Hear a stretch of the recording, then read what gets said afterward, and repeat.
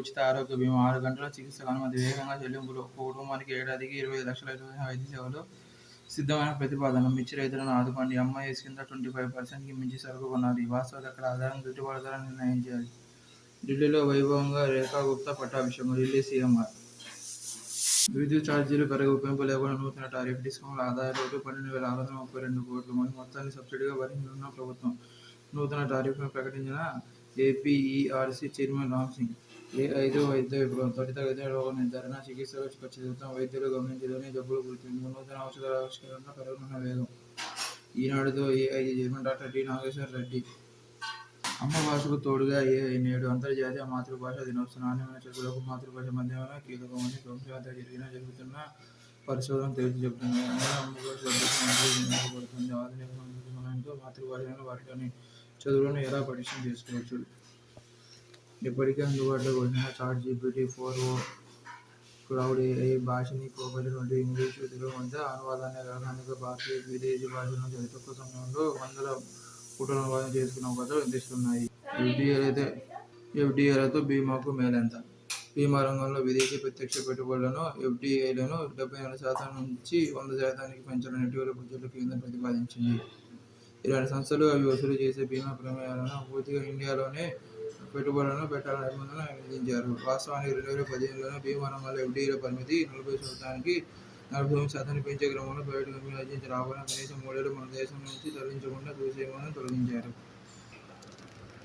జీవిత ఆరోగ్య బీమాలపై 18% జీఎస్టీ సరికాదని parliament standing committee ఇటీవల తన జీవితాలను సూచించింది. కేవలం ప్రభుత్వ రంగ బీమాలను పాలసీదారుల చెల్లింపుల నుంచి 24% మూలధన పన్ను వసూలు చేయడం అన్యాయమని ఇది చెప్పింది. ఆయుష్మాన్ భారత్, ప్రధానమంత్రి ఫసల్ బీమా యోజన వంటి పథకాలను కేవలం ప్రభుత్వ రంగ సంస్థలు నిర్వహిస్తున్నాయని పేర్కొంటూ ప్రైవేటు, సర్కారీ సంస్థలన్నింటికీ ఒకే నిబంధనలు ఉండాలని సూచించింది.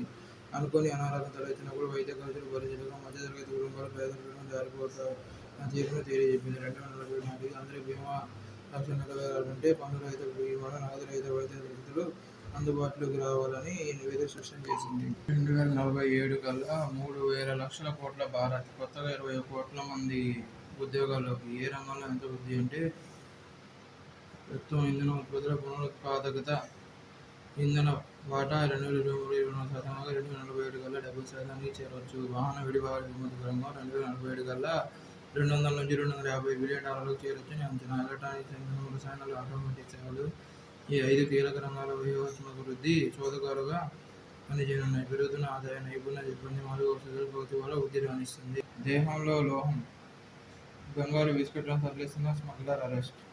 ఒక వ్యక్తి దేహంలో లోహం ఉందని మెటల్ డిటెక్టర్ ద్వారా గుర్తించి ప్రభుత్వ ఆసుపత్రికి తరలించారు. శస్త్రచికిత్స చేసి అతని దేహం వెనుక భాగం నుంచి బంగారు బిస్కెట్లను వైద్యులు తీశారు. ఎవరెస్ట్కు 150 మీటర్లు తగ్గిన మంచు పొర. మహారాష్ట్ర మంత్రి మాణిక్రావుకు 2 ఏళ్ల జైలు. 30 ఏళ్ల క్రితం తమ తప్పుడు పత్రాలు సమర్పించి ప్రభుత్వ కోటా కింద ఫ్లాట్ పొందారన్న అభియోగం ఎదుర్కొన్న మహారాష్ట్ర శాఖ మంత్రి, ఎన్సీపీ నేత మాణిక్రావు కొకాటేకు న్యాయస్థానం గురువారం 2 ఏళ్ల జైలు శిక్ష విధించింది. సాత్విక్ సాయిరాజ్కు పితృవియోగం. తండ్రి కాశీ విశ్వనాథన్తో సాత్విక్.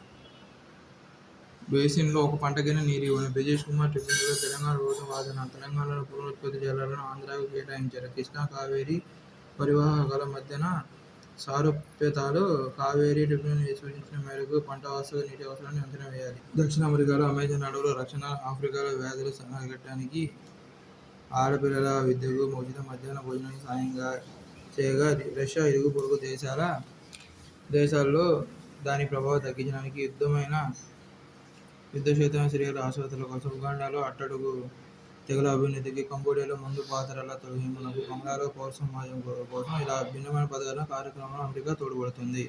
అసలు ఎవరైనా ఎందుకు సాయం చేస్తారు? వ్యక్తుల వరకు చూస్తే తమ ఎదుగుదలకు కారణమైన సమాజానికి తిరిగి ఏదో ఇవ్వాలన్న కృతజ్ఞతా భావన కావచ్చు. కానీ ఏ ఉద్దేశం లేకుండా అయాచితంగా ఖండాంతరాల సంపన్న దేశాలు వేరే దేశాలకు ఎందుకు తోడ్పడుతున్నాయి?